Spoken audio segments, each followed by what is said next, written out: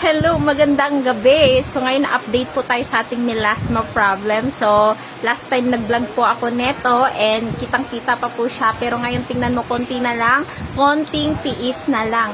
Kaya kung ikaw po ay may mga dark spot sa mukha, may melasma, so pwede mo po itong gamitin katulad ng ginagamit ko. Ito po ay nat-nat kondensada.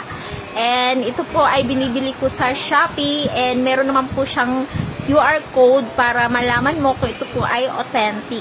Kaya, doon ako bumibili. And kita mo naman, so, ayan, natanggal na yung problema ko sa mukha. Dati wala na akong confident as inahiya na akong marap sa camera. Pero ngayon, ayan na. So, kahit walang filter, okay lang, di ba? Kaya kung ikaw ay may dark spot sa mukha or skin problem na katulad sa akin, bumili ka na neto para gumaling po. Ayan.